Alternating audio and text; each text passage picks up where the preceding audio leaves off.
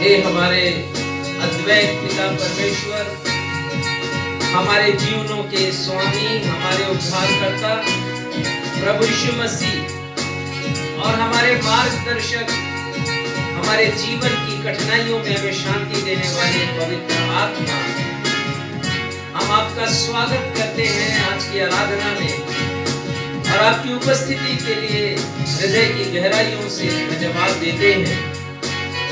संत पौलुस लिखते हैं तीमुथियुस को, वो लिखते हैं पिता परमेश्वर और हमारे प्रभु यीशु मसीह से तुम्हें अनुग्रह और दया और शांति मिलती रहे। वो लिखते हैं कि विनती और प्रार्थना और निवेदन और धन्यवाद सब मनुष्यों के लिए किए जाएं, राजाओं और सब ऊंचे पद वालों के लिए, इसलिए कि हम विश्राम और चैन के साथ सारी भक्ति और गंभीरता से जीवन बिताएं। और हम धन्यवाद देते हैं अपने देश के लिए, अपने देश के हर एक प्रधान व्यक्ति के लिए, शासकों के लिए धन्यवाद देते हैं कि हम विश्राम और चैन के साथ भक्ति और गंभीरता से अपने जीवन को व्यतीत कर रहे हैं। वो लिखते हैं यह हमारे उद्धारकर्ता परमेश्वर को अच्छा लगता और भाता भी है और वे यह चाहते हैं कि सब मनुष्यों का उद्धार हो और सब मनुष्य सत्य को भली भांति पहचान लें। सत्य प्रभु यीशु मसीह और परमेश्वर का लक्ष्य है कि हर एक व्यक्ति का उद्धार हो। आइए उस पिता परमेश्वर की और अपने प्रभु यीशु मसीह उद्धारकर्ता की महिमा इन गीतों के साथ हम करें। यीशु तेरा नाम सबसे ऊंचा है, यीशु तेरा नाम सबसे ऊंचा है।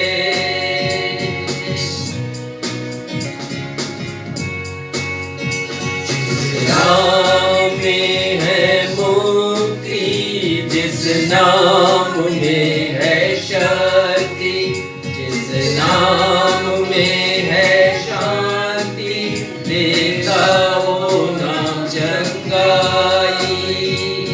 हाँ प्रभु, हमारे प्रभु यीशु मसीह के नाम में मुक्ति, शक्ति, शांति और चंगाई है। जिस नाम में है मुक्ति, जिस नाम में है शक्ति, जिस नाम में है शांति, देता है नाम चंगाई। जिस नाम में है जिंदगी, यीशु है वो नाम। जिस नाम में है बंदगी, यीशु है वो नाम।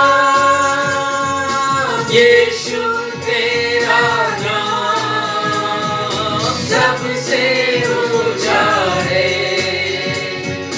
यीशु तेरा नाम सबसे ऊंचा है। यीशु तेरा नाम सबसे ऊंचा है, सबसे ऊंचा है, सबसे ऊंचा है। नवजीवन एवेंजेलिकल चर्च की 64वीं ऑनलाइन आराधना में मैं आकांक्षा मसीह ऑनलाइन प्रसारण पर उपस्थित समस्त दर्शकों एवं कलीसिया में उपस्थित समस्त प्रभु भक्तों का अपने उद्धारकर्ता प्रभु यीशु मसीह के अतुल्य नाम में हार्दिक स्वागत करती हूँ एवं आप सभी को जय यीशु, यीशु सहाय, सलाम, शालोम और प्रेज द लॉर्ड कहती हूँ। Praise the Lord. आइए आज की आराधना को हम परमेश्वर पिता, परमेश्वर पुत्र प्रभु यीशु मसीह एवं परमेश्वर पवित्र आत्मा के नाम से आरंभ करे। हम सब कहे आमीन। आमीन। एक मुसाफिर जब नॉर्वे देश की यात्रा कर रहा था तो उसने एक चर्च देखा। वह उस चर्च की मीनार को देखकर अचंभित हो गया। उसने देखा कि उस मीनार पर एक भेड़ का चित्र बना हुआ है। इतनी ऊंचाई पर भेड़ के चित्र को देखकर जब उसने कारण जानना चाहा तो उसे बताया गया कि जब चर्च का मीनार बन रहा था तो मीनार बनाने वाला एक कुशल कारीगर मीनार बनाते समय फिसल गया और 60 फीट की ऊंचाई से नीचे गिर गया। जितने मजदूर वहां पर काम कर रहे थे वे सब दौड़कर नीचे आए, पर यह देखकर आश्चर्यचकित हो गए कि वह कारीगर सही सलामत है। 60 फीट की ऊंचाई से नीचे गिरकर भी वह मरा नहीं। जब लोगों ने पूछा कि यह कैसे संभव हुआ तो बताया गया कि जिस समय वह मीनार से नीचे गिरा ठीक उसी समय भेड़ों का समूह सड़क पर से गुजर रहा था। वह कारीगर ठीक एक भेड़ के ऊपर गिरा। भेड़ ने उस कारीगर को बचा लिया, परंतु दुख की बात यह हुई कि उस भेड़ की जान चली गई। मरकर उस भेड़ ने एक व्यक्ति को जीवन प्रदान किया। उसी भेड़ की स्मृति में उसके चित्र को मीनार पर बनाया गया है। प्रिय भाइयों और बहनों, क्या यह सत्य नहीं कि प्रभु यीशु मसीह ने क्रूस पर मेरे और आपके पापों के बोझ को अपने ऊपर ले लिया और हमें बचाने, मुक्ति दिलाने अपने प्राण को दे दिया। यशाया अध्याय 53 उसके 6 पद में लिखा हुआ है, परमेश्वर ने हम सभी के अधर्म का बोझ प्रभु यीशु मसीह पर लाद दिया कि मुझे और आपको उद्धार मिले। इसलिए प्रभु यीशु मसीह मेरे और आपके संपूर्ण जगत के उद्धार करता है। आइए उनकी महिमा में हम सब मिलकर एक गीत गाएं जिसके शब्द हैं, सुना हमने सुख का बोल, यीशु कृष्ण तारनहारा। यह मसीह गीत संग्रह में गीत क्रमांक 232 नंबर का गीत है।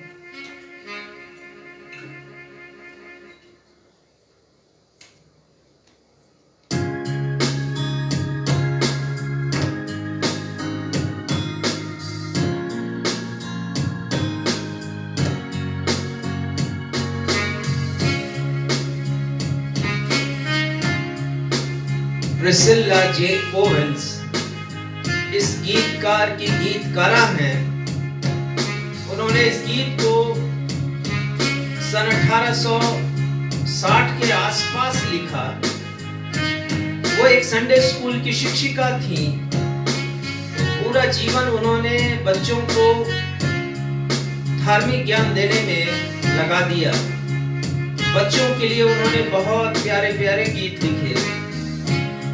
उन्हीं बच्चों में से जब बड़े बच्चों ने मिशन स्थापित किया और उस मिशन के फाउंडेशन डे में उन्होंने जिस गीत की रचना की और जो गीत गाया गया वो यही गीत है जिसे अभी हम आपके सामने गाएंगे। और यह गीत हर पंक्ति में कहता है कि प्रभु यीशु ख्रिस्त तारनहार है, प्रभु यीशु ख्रिस्त उद्धार करता है। The Lord Jesus Christ is our Savior। आइए हम सब मिलकर के इस प्राचीन गीत को गाएं। बहुत से लोगों को इसकी राग पता नहीं है।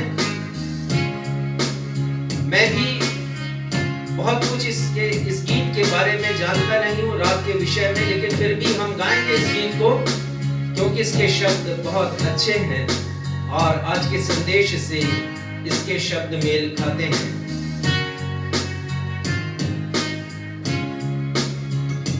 सुना हमने सुख का बोल, यीशु ख्रिस्त तारनहार, तू फैलाए बातन मोल, यीशु ख्रिस्त तारनहार। भी जाए हर एक देश, पर्वत पर और दरिया पार, यीशु कहता दो संदेश, यीशु क्रिस्त तारणहार। हाँ, हमारा प्रभु यीशु हमारा तारणहार है, त्राण देते हैं वो हमें, वो हमारा उद्धार करते हैं। और यही बात प्रभु यीशु मसीह को यूनिक बनाती है, विशिष्ट बनाती है, और इसलिए पूरी मानव जाति के लिए वो बहुत महत्वपूर्ण है।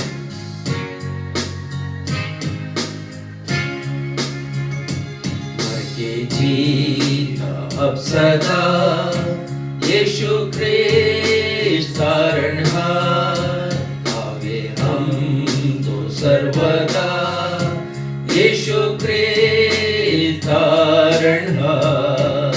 धीमे गाए शोक समय, मन जब दया मांगने हार, धीमे कहता तुम हर से पर करते जय, यीशु क्रिस्त तारणहार।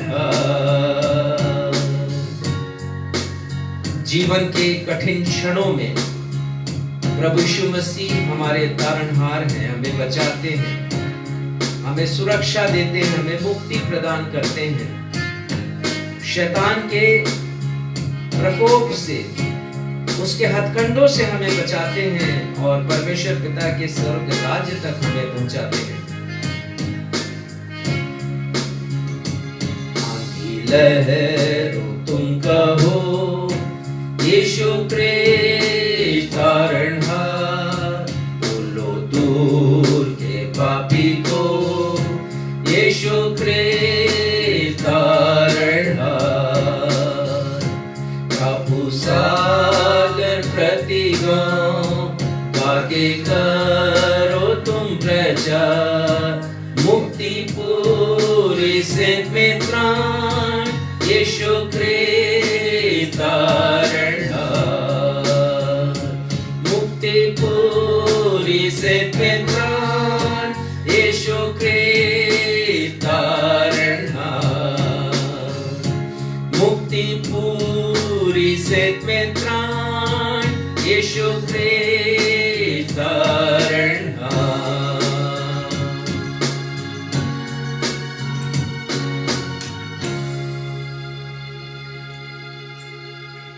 उत्तरवादी पाठ के लिए हम निकाल लेंगे भजन संहिता अध्याय 20 पद संख्या 1 से लेकर 9 तक, जिसे पढ़ने में अगुवाई सक्षम मसीह करेंगे। भजन संहिता अध्याय 20 पद 1 से लेकर 9 तक। धर्मशास्त्र से हम निकाल लें भजन संहिता अध्याय 20 पद 1 से 9, और जैसा कि हमारा दस्तूर है हम इसे उत्तरवादी की रीति से पढ़ेंगे। और मैं आग्रह करता हूं कि हम सब जो अंतिम 2 पद हैं 8 और 9 उसे साथ में मिलकर के पढ़ लेंगे। भजन संहिता 20। संकट के दिन यहोवा तेरी सुन ले, याकूब के परमेश्वर का नाम तुझे ऊंचे स्थान पर नियुक्त करे। वह पवित्र स्थान से तेरी सहायता करे और सिय्योन से तुझे संभाल ले। वह तेरे सब अन्न बलियों को स्मरण करे और तेरे होम बलि को ग्रहण करे। वह तेरे मन की इच्छा पूरी करे और तेरी सारी युक्ति को सफल करे। तब हम तेरे उद्धार के कारण ऊंचे स्वर से हर्षित होकर गाएंगे और अपने परमेश्वर के नाम के झंडे खड़े करेंगे। यहोवा तुझे मुंह मांगा वरदान दे। अब मैं जान गया कि यहोवा अपने अभिषिक्त का उद्धार करता है। वह अपने दाहिने हाथ के उद्धार करने वाले पराक्रम से अपने पवित्र स्वर्ग पर से सुनकर उससे उत्तर देगा। किसी को रथों का और किसी को घोड़ों का भरोसा है, परंतु हम तो अपने परमेश्वर यहोवा ही का नाम लेंगे। साथ में पढ़ लेंगे 8वां और 9वां पद।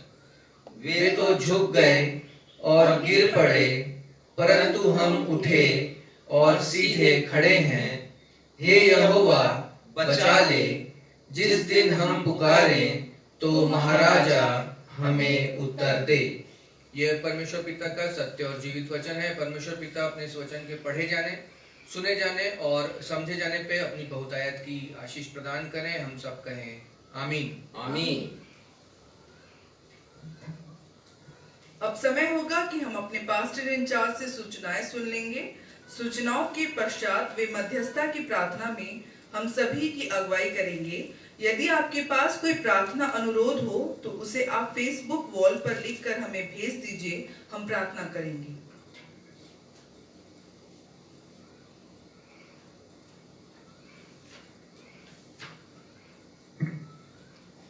आप सबों को जय मसीह की। जय मसीह।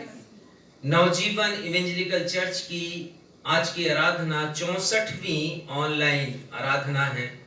अभी तक परमेश्वर से प्राप्त सहायता के लिए हम परमेश्वर को धन्यवाद देते हैं।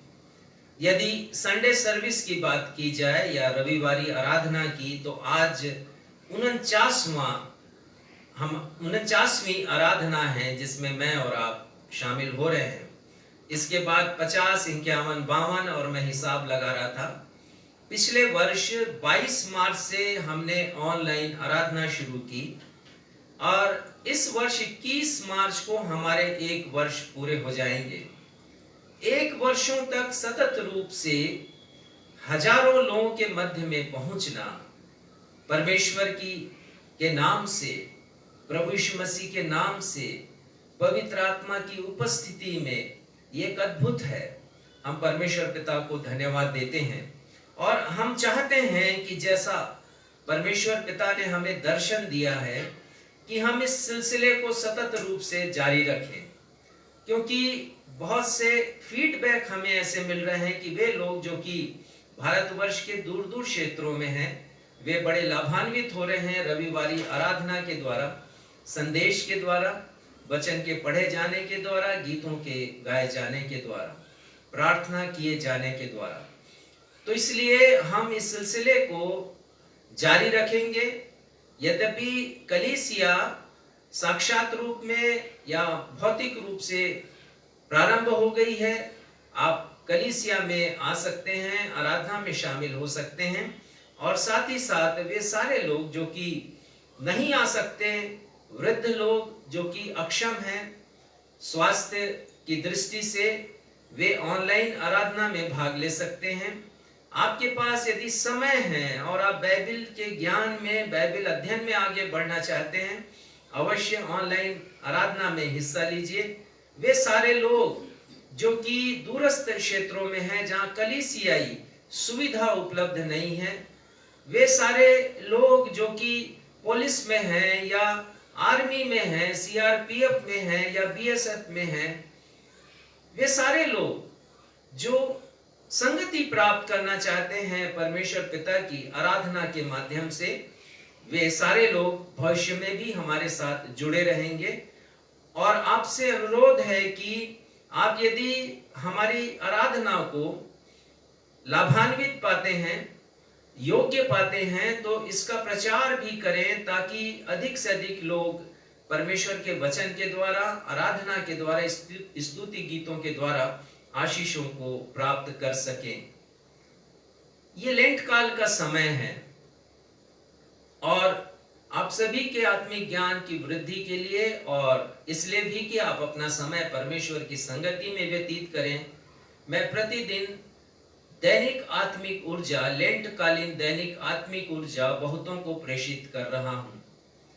यदि आप चाहते हैं कि आपके पास ये नहीं आ रहा है, तो आप मुझे फोन कर सकते हैं, मुझे लिख सकते हैं और अभी भी लिख सकते हैं फेसबुक के वॉल पर, और मैं प्रतिदिन आपको ये लेख भेज दिया करूंगा, जिससे आपका न सिर्फ बाइबल का ज्ञान बढ़ेगा, बाइबल की शिक्षा आप प्राप्त करेंगे, लेकिन परमेश्वर की संगति भी, उसकी उपस्थिति भी, उनकी उपस्थिति आप प्राप्त कर सकेंगे। आप सभी से निवेदन है कि नवजीवन इवेंजलिकल चर्च को अपनी प्रार्थनाओं में स्मरण रखें, नवजीवन सेवा समिति को अपनी प्रार्थनाओं में स्मरण रखें। मैं इस बात को बार बार बताता हूं कि आपसे जो भी भेंटें प्राप्त होती हैं, उसका 100% हम परमेश्वर की महिमा के लिए उपयोग में लाते हैं। गरीबों की सेवा में और साथ ही साथ वचन की सेवा में, इन दोनों प्रकार की सेवा हमारी कलीसिया से की जाती है। और आप यदि इस कार्य में सहयोग करना चाहते हैं, विशेषकर लेंट के समय में, तो अपना सहयोग हमें दे सकते हैं। उपवास के ऊपर मैं शिक्षा दे रहा था कि बहुत से लोग उपवास रखते हैं लेकिन त्याग नहीं करते, और बहुत से लोग ऐसे हैं जो उपवास नहीं रखते हैं लेकिन इच्छा है कि वो त्याग करें। मैंने जाना बहुत से लोगों के बारे में कि इन दिनों वो नॉनवेज भोजन नहीं खाते हैं। ये अलग बात है कि हम उपवास रखते हैं या नॉनवेज भोजन नहीं खाते हैं। इसे आप सार्थक बना सकते हैं अलग तरीके से, और वो ये है कि यदि आप भोजन का त्याग कर रहे हैं तो एक कैलकुलेशन आप कर लीजिए कि आपके भोजन की कीमत क्या होगी। यदि आप भोजन का त्याग कर रहे हैं, उसकी गणना कर लीजिए, अनुमानित गणना कितना हो सकता है, 20 रुपए, 30 रुपए, 40 रुपए, 50 रुपए। और यदि आपने 40 दिन भोजन नहीं किया, 50 रुपए प्रतिदिन आपके भोजन का खर्च है, तो 50 और 40 का गुणा कर दीजिए, 2000 रुपए आपके होते हैं। 2000 रुपया परमेश्वर के नाम से आप दीजिए, वो त्याग है। यशायाह 58 के अनुसार भूखे को रोटी देना, निर्वस्त्रों को वस्त्र पहना देना, जिस उपवास से परमेश्वर प्रसन्न होते हैं, वो ये उपवास है। सिर्फ उपवास रखना, इससे हम परमेश्वर को कभी प्रसन्न नहीं कर पाएंगे। कोई मेरी शिक्षा नहीं है, मैं वचन की शिक्षा आपको दे रहा हूं। दूसरी बात यह है कि यदि आप स्वास्थ्यगत कारणों के कारण उपवास नहीं रख पा रहे हैं, तो आप इन दिनों साधारण भोजन कीजिए, जिसमें नॉनवेज भोजन ना हो, साधारण भोजन हो। और जो साधारण भोजन आप करते हैं और जो आप इसकी जगह सामान्य रूप से अन्य भोजन, गरिष्ठ भोजन यदि आप लेते हैं, उसकी कीमत का अंदाजा लगा लीजिए कि उसमें कितना पैसा खर्च हो सकता है एक व्यक्ति के हिसाब से। उसकी गणना आप कर लीजिए। मान लीजिए आपके एक सप्ताह का खर्च 100 रुपया है, तो 6 सप्ताह का खर्च आप निकाल लीजिए कितने होंगे वो, और उसके हिसाब से आप प्रभु के कार्य के लिए अपनी भेंटों को अर्पित कर सकते हैं, और प्रभु इससे प्रसन्न होंगे। ये सार्थक उपवास है। और लेंट को इसीलिए बहुत से लोग नापसंद करते हैं, क्योंकि वो सोचते हैं लोग कि ये दिखावा है। तो आइए हम उन लोगों को चैलेंज करें, चुनौती दें और बताएं कि सार्थक लेंट क्या है। और इसकी शिक्षा मैं बार बार देता हूं और जीवन भर देता रहूंगा, और बताता रहूंगा कि लेंट के समान बेहतरीन समय एक मसीही के जीवन में और कुछ भी नहीं है। 40 दिनों तक परमेश्वर की संगति में रहना और त्याग करना हम सीखते हैं। बुरी आदतों से छुटकारा पाने की आत्मा हम में आती है, साहस हम करते हैं, पवित्र आत्मा हमें देते हैं, जिससे हम अपने बुरे आचरण को, बुरे व्यवहार को, बुरी बातों को, गंदी आदतों को छोड़ सके। तो आइए लेंट को हम सार्थक बनाएं। यदि आपको दैनिक आत्मिक ऊर्जा चाहिए प्रतिदिन पढ़ने के लिए, तो आप मुझसे संपर्क करें। प्रार्थना अनुरोध है, बेटी रचना दास के लिए प्रार्थना करें। पिछले सप्ताह भी हमने प्रार्थना की थी, इनका नाम हम नहीं ले पाए थे, लेकिन फिर मैंने ढूंढा इनके नाम को। बहुत परेशान है, ये जॉब नहीं है इनके पास, और हम समझ सकते हैं कि यदि किसी के पास नौकरी नहीं है और वो सक्षम है और आर्थिक परेशानी है, तो उससे नौकरी की सख्त जरूरत होती है। परमेश्वर पिता हमारी इस बेटी की प्रार्थना को सुने और हमारी प्रार्थना को सुने, और उसके लिए परमेश्वर पिता प्रबंध करें। श्रीमती प्रमीला साहू, जिनके लिए हम बहुत समय से प्रार्थना करते आ रहे हैं और जो अभी अस्पताल में हैं, उनका स्वास्थ्य ठीक नहीं हो पा रहा है, परमेश्वर पिता की कृपा उनके ऊपर आए और वो स्वस्थ हो सके, परमेश्वर से प्राप्त चंगाई के लिए परमेश्वर पिता को धन्यवाद दे सके। प्रार्थना करें बेटे अर्पित हंटर के लिए। वो इस समय अपनी यात्रा पर हैं, गोवा जा रहे हैं एमटेक करने के लिए। प्रार्थना करें कि वो सुरक्षित पहुंचे और उनकी पढ़ाई वहाँ पर अच्छे से हो सके, और साथ ही साथ जो वहाँ की फॉर्मेलिटीज हैं स्कॉलरशिप की और दूसरी ऑफिशियल वर्क हैं उसे भी वो पूरा कर सके।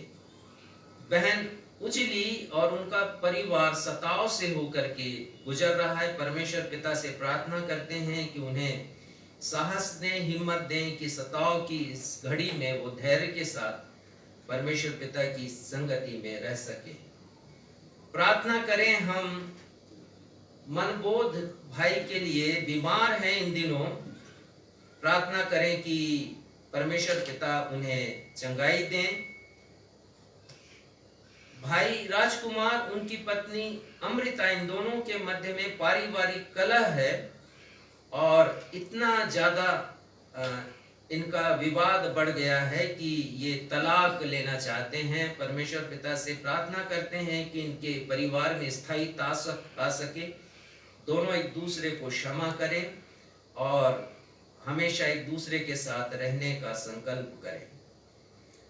प्रार्थना करें कि नवजीवन गायन मंडली के द्वारा जागृति आ सके। इन दिनों नवजीवन गायन मंडली के सदस्य प्रभु के वचन में और भी ज्यादा मजबूत होते जा रहे हैं। पास्टर डीहू मार्डिकल को हम धन्यवाद देते हैं उनकी सेवकाई के लिए और प्रार्थना करते हैं कि गायन मंडली के द्वारा जागृति आ सके। बेटी भारती यादव के लिए प्रार्थना करते हैं कि इनकी नॉर्मल डिलीवरी हो सके, जिससे वो परमेश्वर पिता की महिमा, स्तुति और धन्यवाद कर सके। प्रार्थना करते हैं बेटी उत्तरी भास्कर के लिए, अनुकंपा नियुक्ति इनकी होने वाली है। कुछ अड़चने हैं, वो अड़चने दूर हों और इनकी नियुक्ति हो सके। प्रार्थना करें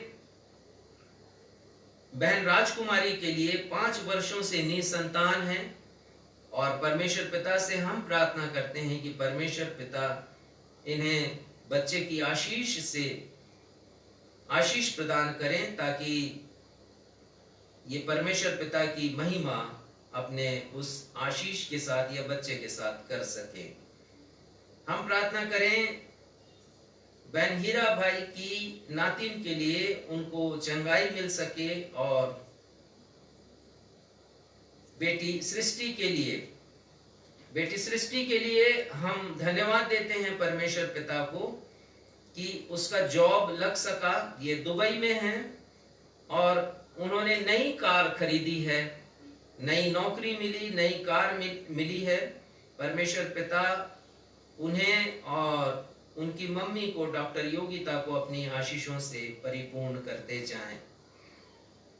बेटी कविता, ये बिलासपुर की हैं, बर्जिस में शिक्षा प्राप्त हैं, कतर में है। ये गल्फ कंट्री, कतर एक गल्फ कंट्री है, अरब देश है और कतर में जहां पर ये है वहां पर चर्च नहीं है।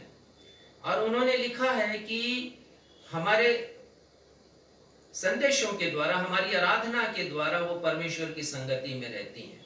और ये कितनी अच्छी बात है कि जहां कोई मसीही नहीं, जहां कोई कलीसिया नहीं, वहां पर उनकी जिंदगी में दैनिक आत्मिक ऊर्जा के द्वारा और हमारी आराधना के द्वारा परमेश्वर पिता की संगति प्राप्त हो रही। परमेश्वर पिता उन्हें अपनी आशीष प्रदान करें। और साथ ही साथ बहुत से लोग जो हमें लिखते नहीं हैं और जो अरब देश में हैं या फिर कहीं पर और है किसी अन्य देश में, मुझे पता चला कि लंदन में भी एक बहन है जो हमारे ये रविवारी आराधना का लाभ उठाती हैं प्रति रविवार को, और कुछ परिवार हैं जो अमेरिका में हैं। तो परमेश्वर पिता को धन्यवाद देते हैं कि हमारे इस प्रसारण के द्वारा बहुत से लोगों की आत्मिक जिंदगी में उन्नति हुई है। अभी अभी जो हमें प्रेयर रिक्वेस्ट मिला है, मैं पढ़कर सुनाता हूं। श्री नहूम मसीह चांपा निवासी हैं और इनकी मृत्यु हो गई एक एक्सीडेंट में। परिवार में शांति के लिए परमेश्वर पिता से हम प्रार्थना करते हैं।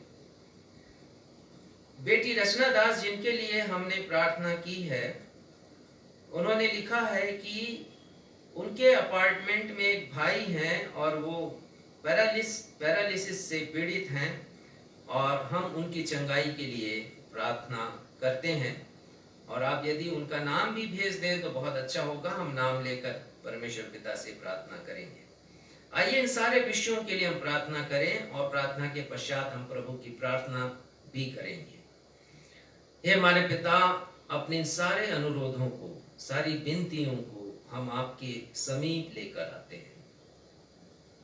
अभी हमने पढ़ लिया कि संत पौलुस कहते हैं कि तुम्हारी सारी विनती, निवेदन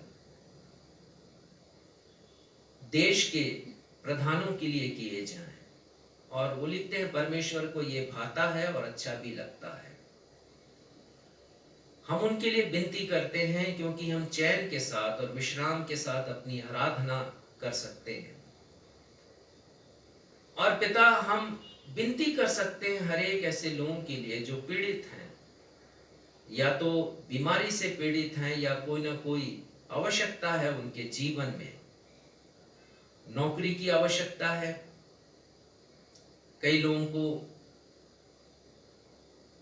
लोग बीमार हैं, चंगाई की आवश्यकता है। परिवार है तो कलह है, उसमें एक ठहराव की आवश्यकता है। स्टेबिलिटी की, शांति की आवश्यकता है। पिता, इन सारे निवेदनों को हम आपके समीप लेकर आते हैं। एक माँ है जिनका प्रसव होने वाला है, और एक माँ ऐसी भी है जो प्रसव का इंतजार कर रही है घर में किसी बच्चे के आने की। इन सारे लोगों को, उनकी पीड़ाओं को, उनकी समस्याओं को, उनकी जरूरतों को अपने उद्धारकर्ता प्रभु यीशु मसीह के नाम में हम आपके सिंहासन के समक्ष रखते हैं। प्रभु, आपकी कृपा के लिए, आपकी तरस के लिए, दया के लिए प्रार्थना करते हैं। प्रार्थना करते हैं पिता कि आपका अनुग्रह सभी के ऊपर बना रहे। चांपा के उस भाई जिनकी मृत्यु हुई, आपके पास हमेशा के लिए बुला लिए गए, उनके परिवार को आपके हाथों में सौंपते हैं। प्रार्थना करते हैं कि आप अपनी असीम शांति परिवार के हर एक लोगों को प्रदान करें और दुख सहने के लिए शक्ति प्रदान करें। उस भाई के लिए जो पैरालाइज्ड हैं, प्रार्थना करते हैं कि आपकी कृपा उनके जीवन पर भी हो और उन्हें चंगाई मिल सके। हमारे हर एक दर्शक हमारे देश में है या विदेश में है, सभी पर आपकी दया की दृष्टि बनी रहे। पिता, हम अपने हर एक निवेदनों को आपके हाथ में सौंपते हैं, अपनी आराधना को भी, गीतों को, वचन को और संदेश को। चाहते हैं पिता कि आपकी उपस्थिति के द्वारा आज हम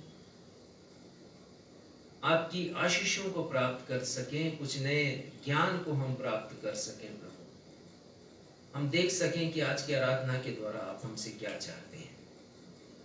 हम अपनी इस प्रार्थना को आपके बेटे, हमारे मुक्तिदाता प्रभु यीशु मसीह के नाम से मांगते हैं, जिन्होंने यह प्रार्थना करना हमें सिखाया। हे हमारे पिता, आप जो स्वर्ग में हैं, आपका नाम पवित्र माना जाए, आपका राज्य आए, आपकी इच्छा जैसे स्वर्ग में पूरी होती है वैसे इस पृथ्वी पर भी पूरी हो। हमारे दिन भर की रोटी आज हमें दीजिए, और जैसे हमने अपने अपराधियों को क्षमा किया वैसे हमारे अपराधों को क्षमा कीजिए, और हमें परीक्षा में नहीं लाइए बल्कि बुराई से बचाइए, क्योंकि राज्य, पराक्रम और महिमा सदा आपके हैं।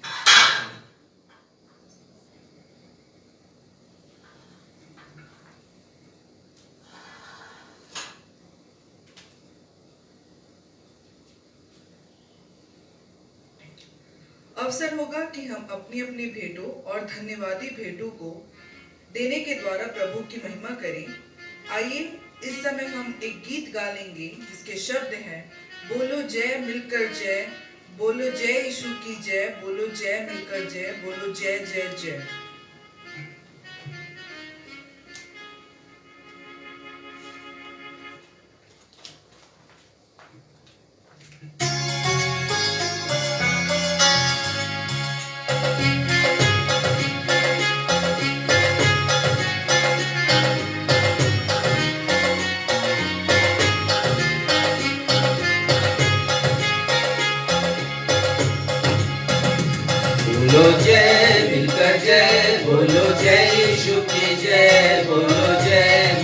जय, बोलो जय यीशु की जय, बोलो जय जय जय, बोलो जय मिलकर जय, बोलो जय यीशु की जय, बोलो जय मिलकर जय, बोलो जय यीशु की जय, बोलो जय जय जय। हम जय जय गाते हैं प्रभु, क्योंकि क्रूस पर हमारे प्रभु यीशु मसीह ने अपना खून बहाया और हमारा उद्धार किया। पापी का उद्धार, पापी को शिफा उन्होंने प्रदान की, और इसीलिए हमारा हृदय हमेशा ये गाता है, बोलो जय मिलकर जय, बोलो जय यीशु की जय। क्रूस पर अपना खून बहा, मुझ पापी को दे शिफा। क्रूस पर अपना खून बहा, मुझ पापी को दे शिफा। मन मेरे तू बोल सदा हालेलुया, मन मेरे तू बोल सदा, बोलो जय मिलकर जय, बोलो जय यीशु की जय, बोलो जय यीशु जय, बोलो जय यीशु की जय, बोलो जय जय जय।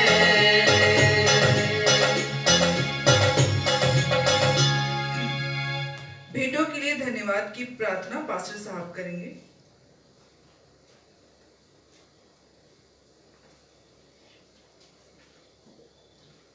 हे हमारे पिता, हम इन भेंटों को आपके सिंहासन के समक्ष लेकर आते हैं, अपने उद्धारकर्ता प्रभु यीशु मसीह के नाम से प्रार्थना करते हैं पिता कि इस भेंट का अंश आपके नाम की महिमा के लिए खर्च किया जा सके, आपकी राज्य के विकास के लिए, बढ़ती के लिए पिता। हम प्रार्थना करते हैं प्रभु हर एक भेंटकर्ताओं के लिए पिता, हर एक को अपनी आशीषों से परिपूर्ण करें। अपनी इस प्रार्थना को हम आपके बेटे, हमारे उद्धारकर्ता प्रभु यीशु मसीह के महान और सामर्थी नाम से मांगते हैं, सुनिए और ग्रहण कीजिए, आमीन। आमीन।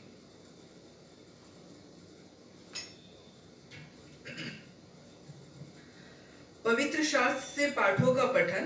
पहला पाठ जो पुराने नियम से पाया जाता है, यशाया 64 पद 5 से लेकर 7 तक, जिसे पढ़ने में अगुवाई मैं करूंगी। दूसरा पाठ जो नए नियम से पाया जाता है, पहला तीमुथियुस अध्याय 2 पद 3 से लेकर 6 तक, जिसे पढ़ने में अगुवाई मिसेस बीना मसीह करेंगी। पहला पाठ यशाया 64 पद 5 से लेकर 7 तक।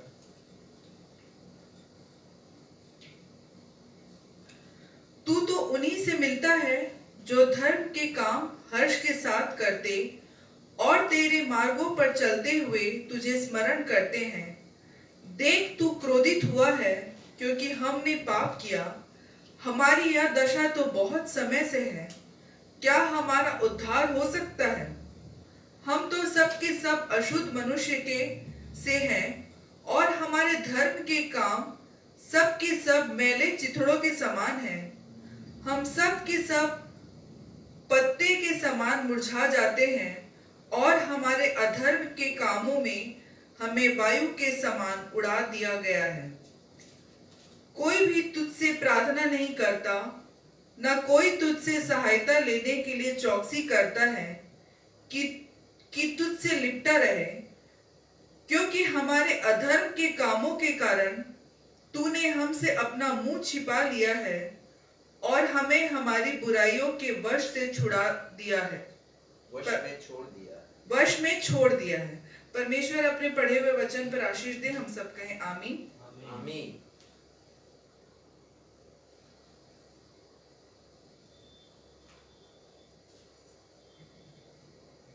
हमारे उद्धारकर्ता प्रभु यीशु मसीह के मधुर नाम में आप सबको जय मसीह की जय मसीह। मैं आपके समक्ष पढ़ लूंगी नए नियम से पहला तीमुथियुस उसका दूसरा अध्याय पद 3 से 6 पद तक।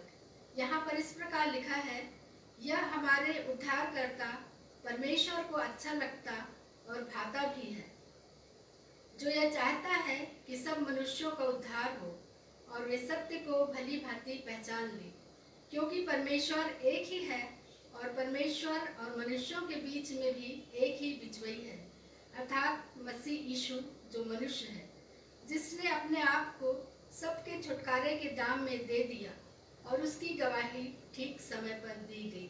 यह परमेश्वर का जीवित वचन है। परमेश्वर इसके पढ़े और सुने जाने पर हम सबों को आशीष प्रदान करें। हम सब कहें आमीन। आमीन।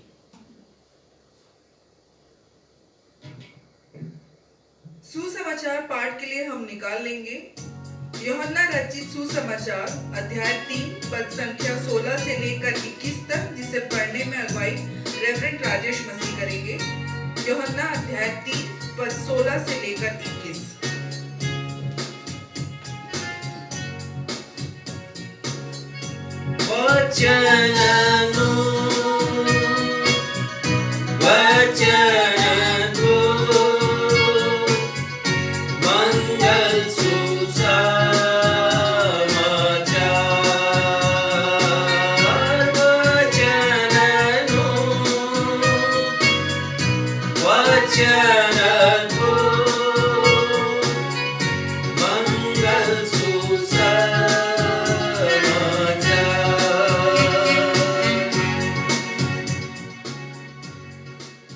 आज का सुसमाचार का पाठ यूहन्ना रचित सुसमाचार उसका 3रा अध्याय उसके पद 16 से लेके पद 21 तक। यूहन्ना 3 16 से 21, और यहाँ इस प्रकार लिखा है, क्योंकि परमेश्वर ने जगत से ऐसा प्रेम रखा कि उसने अपना इकलौता पुत्र दे दिया, ताकि जो कोई उस पर विश्वास करे वह नाश न हो परंतु अनंत जीवन पाए।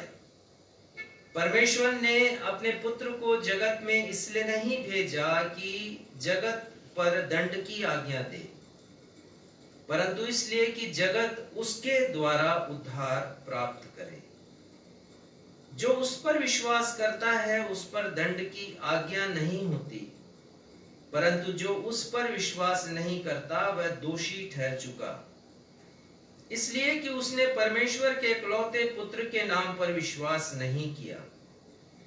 और दंड की आज्ञा का कारण यह है कि ज्योति जगत में आई है और मनुष्यों ने अंधकार को ज्योति से अधिक प्रिय जाना, क्योंकि उनके काम बुरे थे।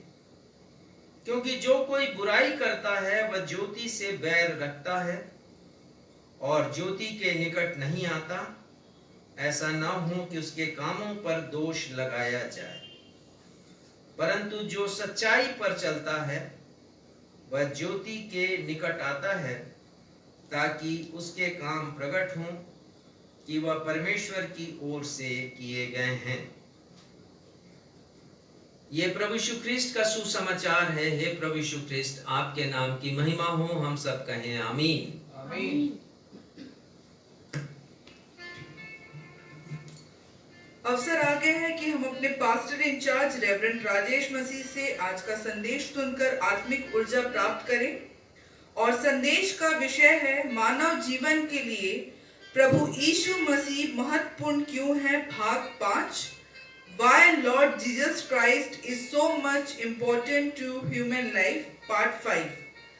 परंतु इसके पहले कि हम संदेश सुने, आइए संदेश से संबंधित एक गीत गाएं जिसके शब्द हैं, यीशु तेरा नाम है कितना सुंदर, यीशु तेरा नाम है कितना पावन।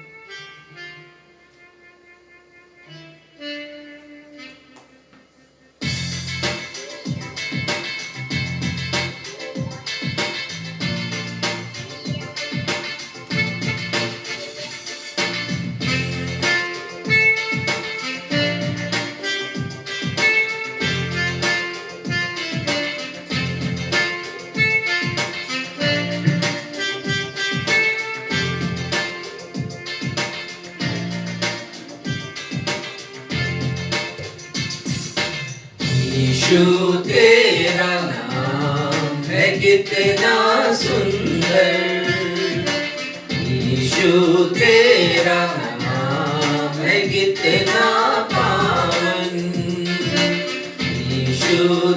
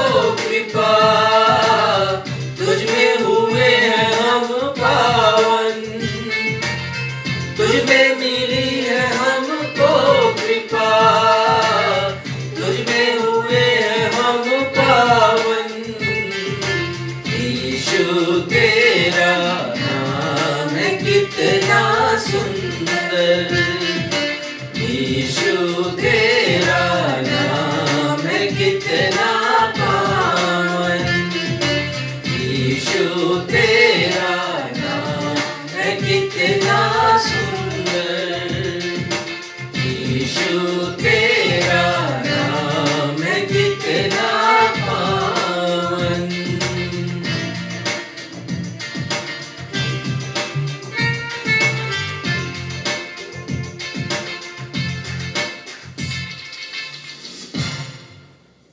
यीशु तेरा नाम है कितना सुंदर, यीशु तेरा नाम है कितना पावन। बहुत प्यारा गीत। और इन दिनों हम जिन गीतों को गा रहे हैं उसमें प्रभु यीशु मसीह की तारीफ है, उनकी महिमा हम गीतों के माध्यम से कर रहे हैं, उनकी स्तुति कर रहे हैं और कितना अच्छा लग रहा है। 3 जनवरी से हम प्रभु यीशु मसीह की श्रेष्ठता के ऊपर विचार कर रहे हैं।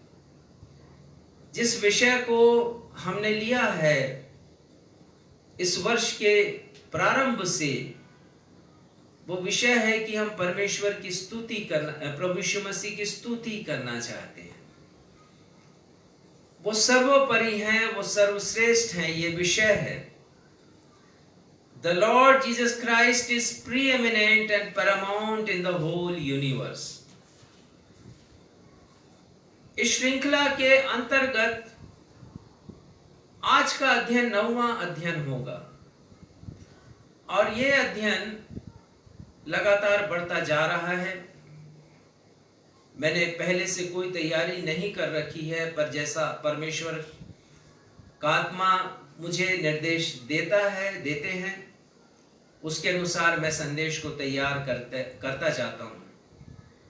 मैं सोच रहा था कि आज का जो संदेश है वो उसे मैं पूरा कर लूं, लेकिन फिर इसे मुझे बढ़ाना है आज के ही विषय को। जिस विषय पर हमारा 5वां अध्ययन है आज, वो है प्रभु यीशु मसीह मानव जीवन के लिए अत्यंत महत्वपूर्ण क्यों है। एक प्रश्नवाचक विषय है ये, प्रभु यीशु मसीह क्यों महत्वपूर्ण है और अत्यंत महत्वपूर्ण क्यों है। और प्रश्न में मैंने इसलिए रखा है विषय को ताकि हम इसके उत्तर की तलाश कर सकें। और पिछले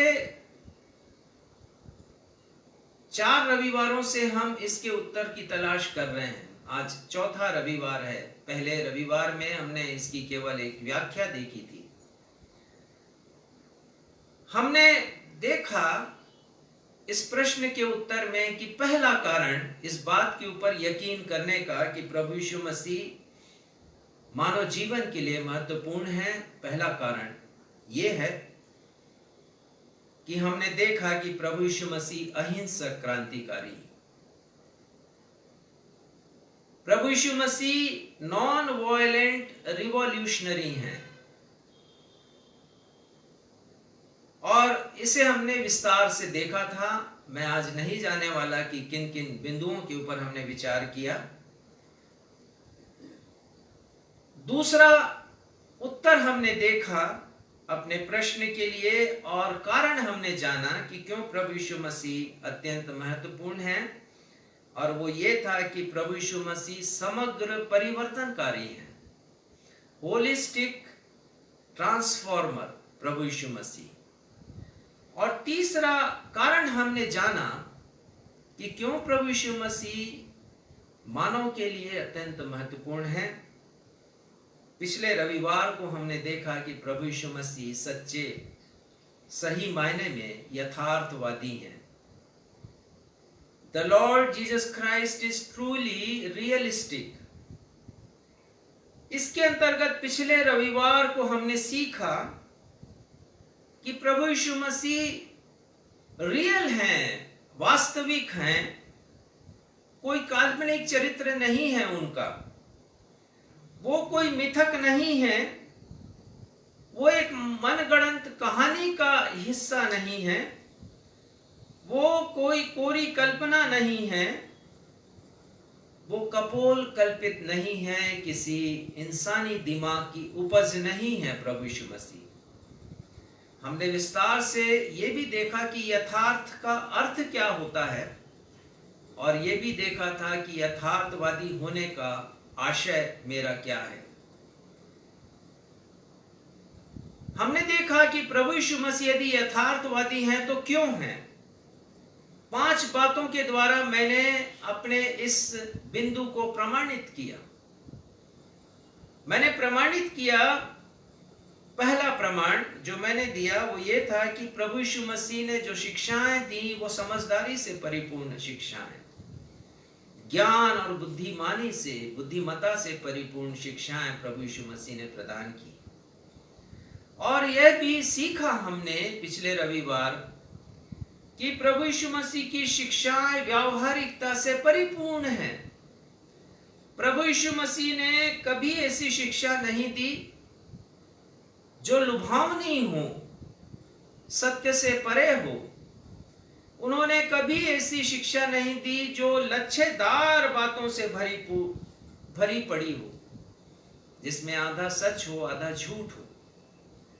उन्होंने कभी ऐसी शिक्षा नहीं दी जिसमें केवल कोरे आश्वासन हो, परंतु प्रभु यीशु मसीह ने नूतन शिक्षाएं दी। किसी का नकल उन्होंने नहीं किया, नवीनतम शिक्षाएं, इनोवेटिव शिक्षाएं प्रभु यीशु मसीह की। और दूसरा प्रमाण मैंने यह दिया था कि प्रभु यीशु मसीह ने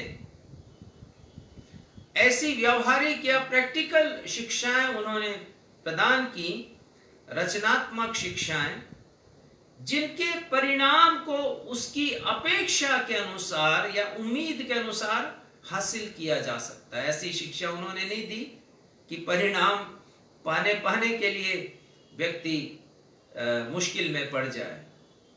रचनात्मक शिक्षाएं, केवल थ्योरी नहीं पढ़ाई उन्होंने। मैंने बताया एक और प्रमाण, परंतु उसको करके भी उन्होंने दिखा दिया, प्रैक्टिकल भी किया उन्होंने।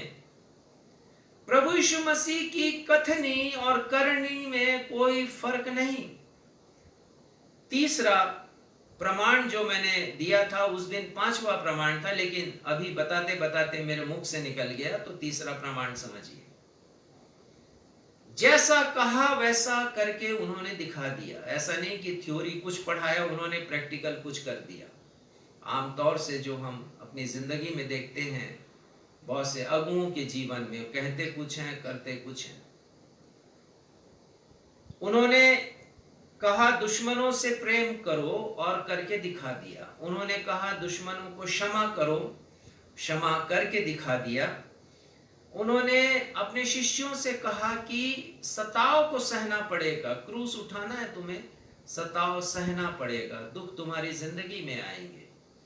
अपने अनुयायियों से कहा, केवल उस समय नहीं लेकिन आज भी वो कह रहे हैं। इसलिए प्रभु यीशु मसीह के लिए मैं था शब्द उपयोग में नहीं ला रहा हूं, हैं ला रहा हूं, क्योंकि वो जीवित हैं। आज भी उनके अनुयायी हैं, जिनमें से एक मैं हूं और आप भी हो सकते हैं।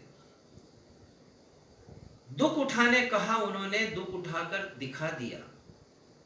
प्रभु यीशु मसीह ने क्रूस उठाने कहा, क्रूस उठाकर दिखा दिया।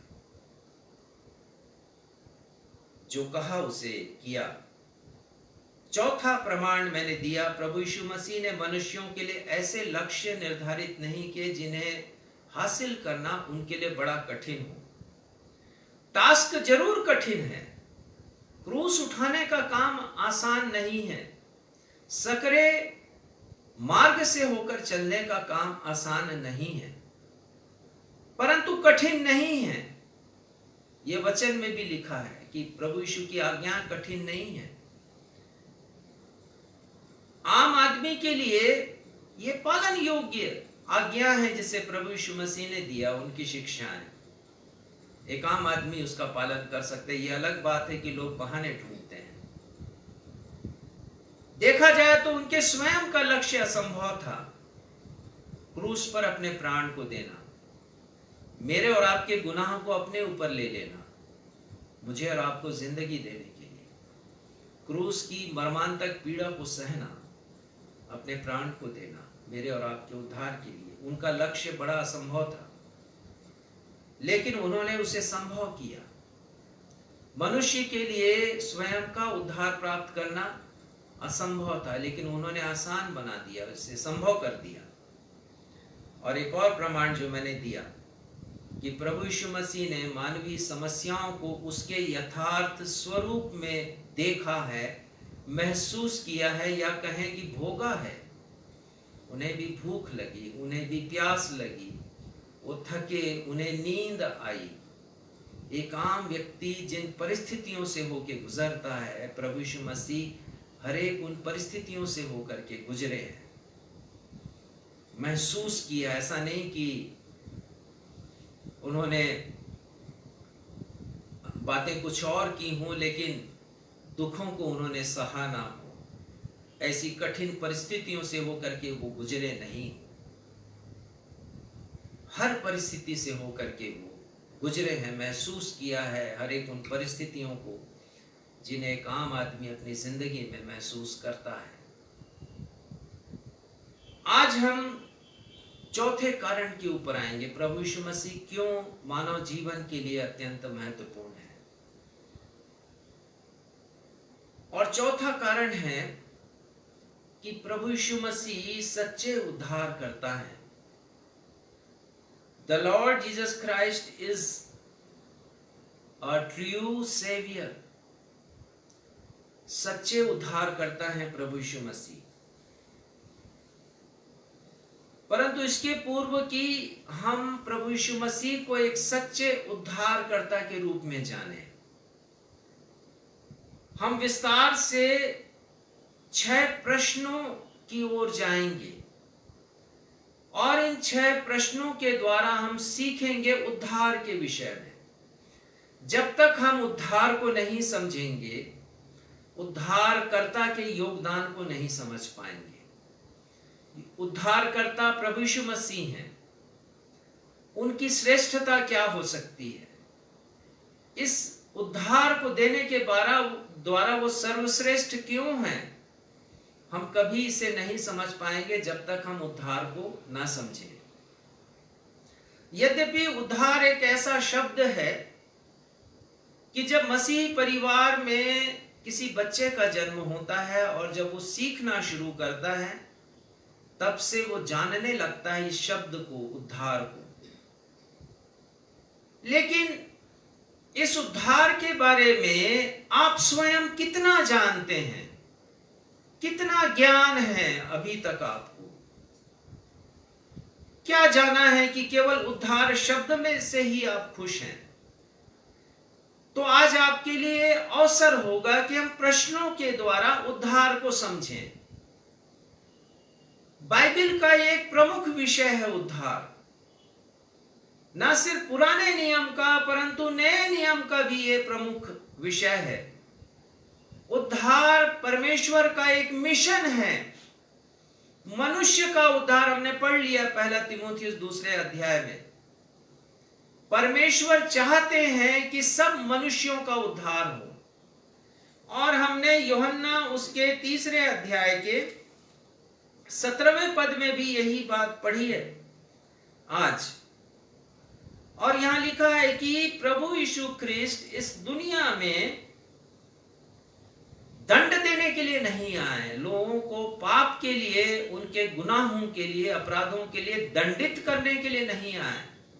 ऐसा नहीं था कि उनके पास सामर्थ्य नहीं थी, लोगों को दंड देने की सामर्थ्य उनके पास नहीं थी। वो तो परमेश्वर ही थे, मनुष्य बनकर के आए। लिखा है कि इसलिए नहीं भेजा परमेश्वर ने कि जगत पर दंड की आज्ञा दे, परंतु इसलिए कि जगत उसके द्वारा उद्धार प्राप्त करे, प्रभु यीशु मसीह के द्वारा। तो उद्धार एक प्रमुख विषय है।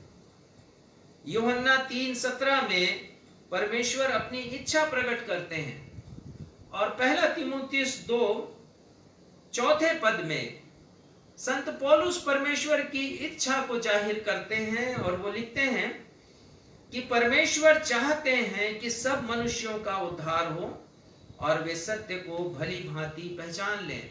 तो उद्धार एक प्रमुख विषय है बाइबल का, और एक मसीही के लिए प्रमुख विषय है साल्वेशन।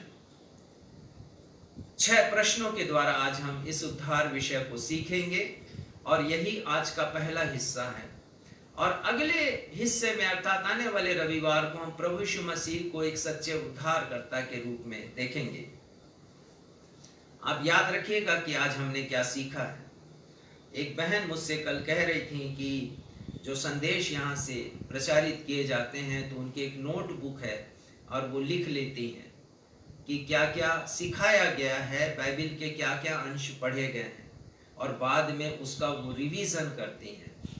बहुत से लोगों से मुझे ये सूचना मिली और ये बड़ी अच्छी बात है। मैं स्वयं आज की आराधना को सुनता हूं, एक बार नहीं अनेक बार, और मैं सुन करके जानने की कोशिश करता हूं कि जो बातें मैंने बताई हैं पवित्र आत्मा की सहायता से वो कितनी प्रभावशाली हैं।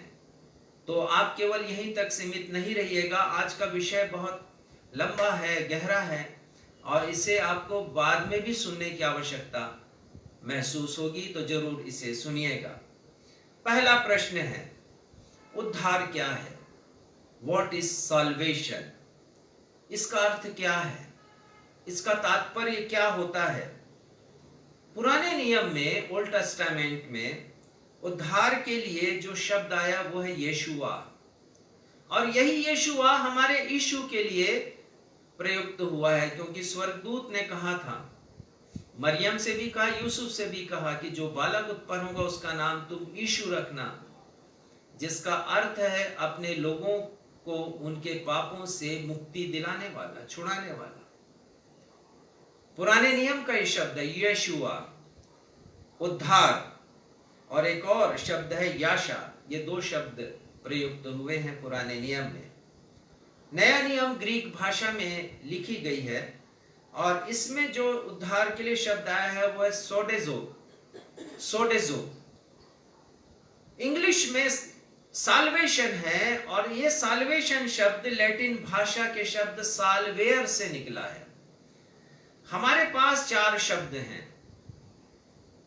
हमारे पास ग्रीक भाषा का शब्द है सोडेजो, हिब्रू भाषा का शब्द है हमारे पास यीशुआ, हिंदी का शब्द है उद्धार, और अंग्रेजी का शब्द है साल्वेशन। और इन चारों शब्दों का जो सम्मिलित अर्थ है वो ये है बचाना। उद्धार का मतलब बचाना, टू प्रोटेक्ट, सुरक्षित रखना।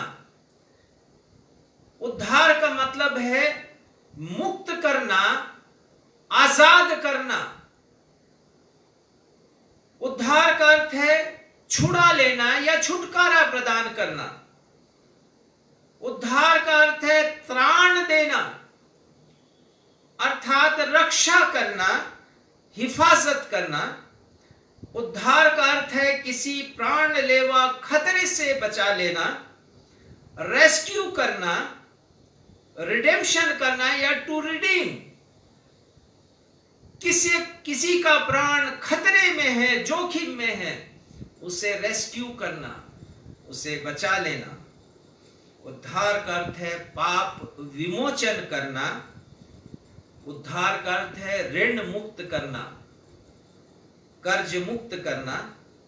उद्धार का अर्थ है फिरौती देना, जमानत देना। जो आखिर का अर्थ मैंने बतलाया है उसका आत्मिक गहरा रहस्य है। ऐसा नहीं है कि ऋण मुक्त कर देना, किसी ने पैसा लिया और आपने उसे चुका दिया, कोई तीसरा व्यक्ति उसे चुका दिया, वैसा नहीं। समझने के लिए ठीक है, लेकिन इसका आत्मिक अर्थ है। और आत्मिक अर्थ ये है कि हम शैतान के दासत्व में हैं और प्रभु यीशु मसीह ने एक दाम चुकाया है, और वो दाम क्रूस पर बहा हुआ उनका बहुमूल्य रक्त है।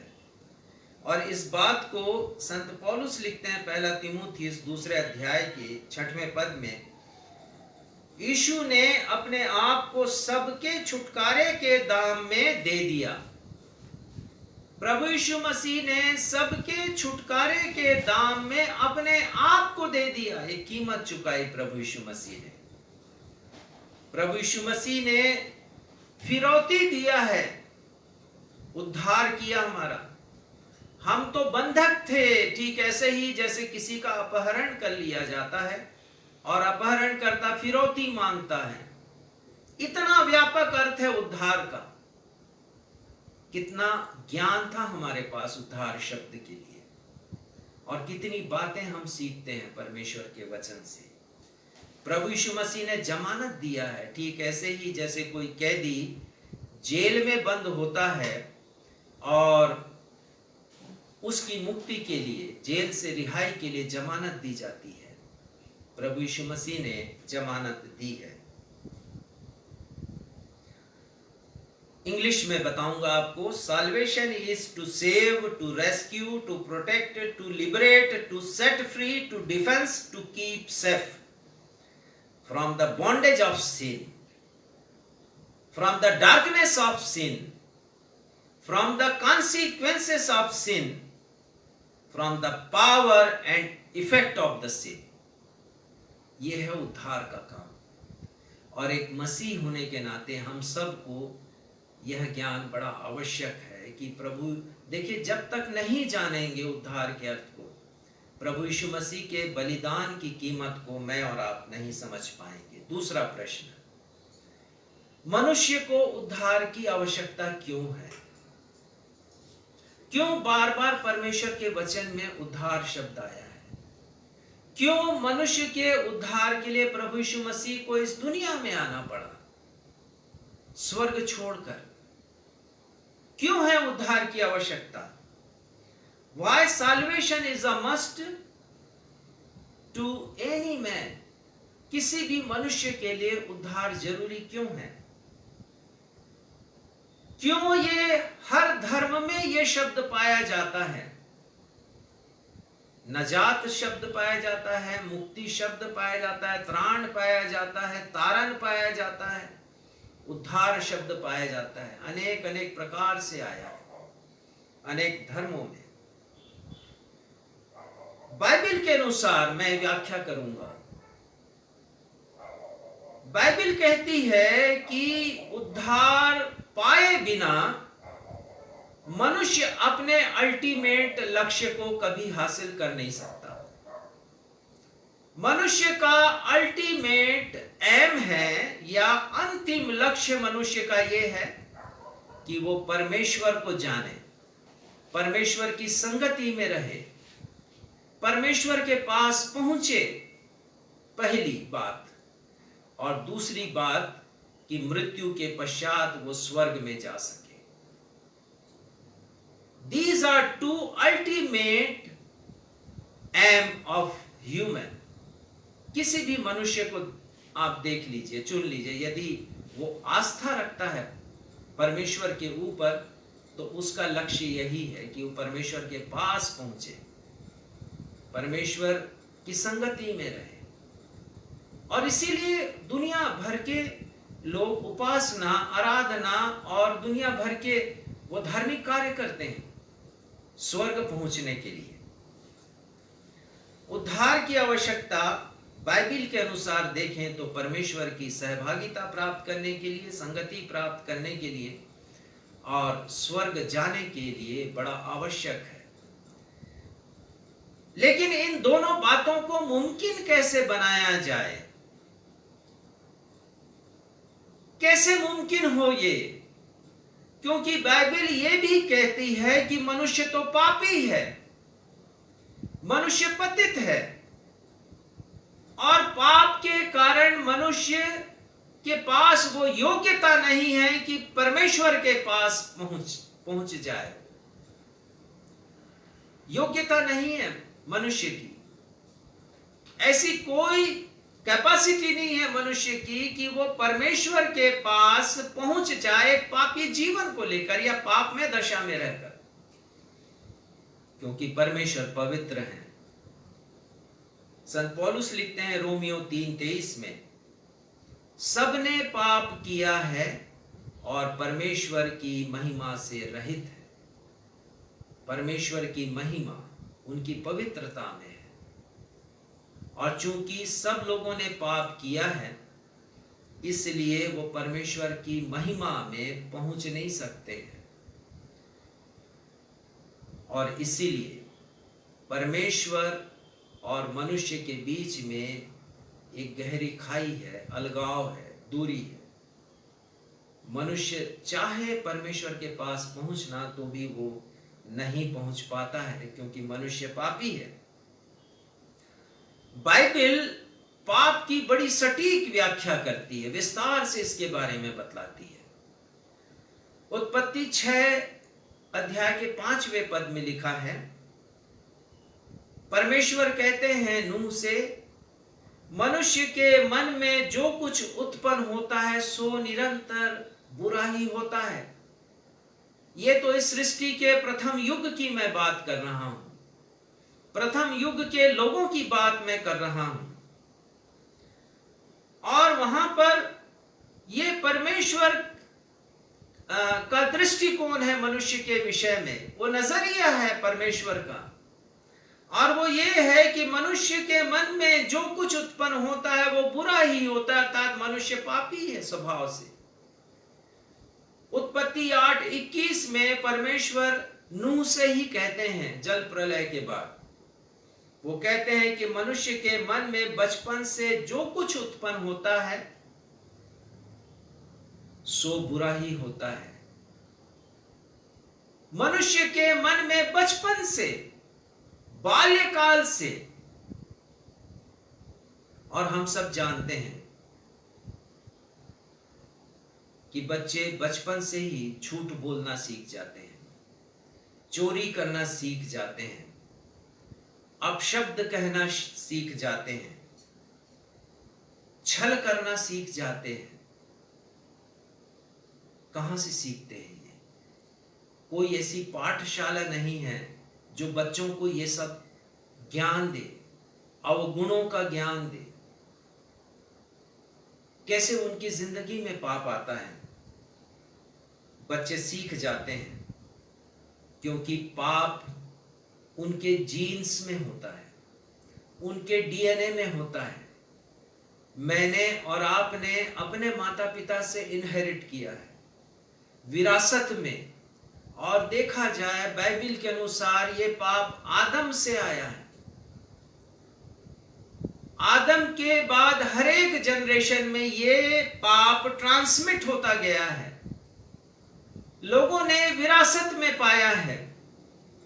बच्चे ना सिर्फ माता पिता के गुणों को प्राप्त करते हैं, परंतु वो पाप के दंश को भी प्राप्त करते हैं। पाप का अवगुण हर एक मनुष्य इनहेरिट करता है, अपने पूर्वजों से विरासत में पाता है। और इसीलिए ये अवगुण जितने हैं पाप के, एक बच्चे के बाल्यकाल से उसके जीवन में दिखाई देते हैं। कभी कोई सिखाता नहीं है, परंतु उनके आचरण में, स्वभाव में पाप आ जाता है। यशाया 48:8 में लिखा है, गर्भ से ही तेरा नाम अपराधी पड़ा है। ये कितनी सुंदर व्याख्या है कि पूर्वजों से हम पाप को विरासत में प्राप्त करते हैं। गर्भ से ही मनुष्य का नाम अपराधी है।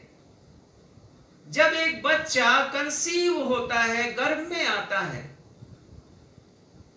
तब से ही वो अपराधी उसका नाम हो जाता है बाइबल के अनुसार। रोमियो 5:12 में लिखा है, एक मनुष्य के द्वारा अर्थात आदम के द्वारा पाप जगत में आया, पाप के द्वारा मृत्यु आई, और मृत्यु सब मनुष्यों में फैल गई क्योंकि सब ने पाप किया है। कोई भी मनुष्य ऐसा नहीं है संसार में जिसने पाप नहीं किया हो। यशाया 59:12, 13, 14, 15 आप लिख लीजिए, मेरे पास अभी वक्त नहीं है कि मैं इसे समझाऊं। मनुष्य की सार्वभौम स्थिति है पाप के विषय में। हो सकता है कि आने वाले सप्ताह इसके ऊपर हम नजर डालें। यशाया 59, 12, 13, 14, 15 मनुष्य की यूनिवर्सल स्थिति या स्टेटस है, ये सार्वभौम स्थिति। तो जब हम इन सारी बातों को देखते हैं कि मनुष्य जन्म से पापी है, अपराधी है, तो एक बड़ा प्रश्न फिर हमारे सामने आता है, और वो प्रश्न ये है कि क्या ऐसे मनुष्य का उद्धार संभव है। आज का पाठ हमने पढ़ा यशाया से। मैं चाहता हूं कि आप थोड़ी देर उस पर आ जाएं। यशाया उसका 64 अध्याय और 5वां पद यहां पर लिखा है, तू तो उन्हीं से मिलता जो धर्म के काम हर्ष के साथ करते। क्या अर्थ है इसका? और तेरे मार्गों पर चलते हुए तुझे स्मरण करते हैं। 3 बातें लिखी हैं। परमेश्वर की संगति किसे प्राप्त होती है? 3 बातें। पहली बात वो लिखते हैं कि जो धर्म का काम हर्ष के साथ करते, आनंद के साथ करते हैं, खुश होकर करते हैं, उसे बोझ नहीं मानते, आनंद के साथ करते हैं। दूसरी बात, जो परमेश्वर की आज्ञा का पालन करते हैं, तेरे मार्गों पर चलते हैं, अर्थात परमेश्वर की आज्ञा का पालन करते हैं। और तीसरी बात, परमेश्वर को स्मरण रखते हैं दिन प्रतिदिन के जीवन में। उनके जीवन में परमेश्वर की सहभागिता, संगति उन्हें प्राप्त होती है। लेकिन परमेश्वर क्रोधित होते हैं। लिखा है यहां पर कि परमेश्वर यह देखकर क्रोधित होते हैं क्योंकि हमने पाप किया है। मनुष्य को उसकी पाप में दशा में देखकर परमेश्वर पिता क्रोध से भर उठते हैं, क्योंकि मनुष्य परमेश्वर के हाथों की रचना है, सृष्टि है। और जब वो अपनी सृष्टि को इस पाप में दशा में देखते हैं, पाप के अंधकार में, पाप के दलदल में वो देखते हैं, तो वो क्रोधित हो जाते हैं परमेश्वर पिता। ठीक ऐसे ही जैसे किसी बच्चे को माता पिता बड़े प्यार से, लाड़ प्यार से पालते हैं, लेकिन वही बच्चा जब आवारा निकल जाता है तो माता पिता क्रोधित होते हैं बच्चे के ऊपर, उसके स्वभाव, उसके आचरण के ऊपर, उसके चाल चलन के ऊपर। कई बार मैं पेपर में, अखबारों में ये इश्तिहार पढ़ता हूं और पिता लिखता है अपने लड़के का नाम लिखकर कि अब इससे मेरा कोई संबंध नहीं रहा, मेरे इस बच्चे से कोई लेन देन नहीं करना, वो हमारे घर से अलग हो गया।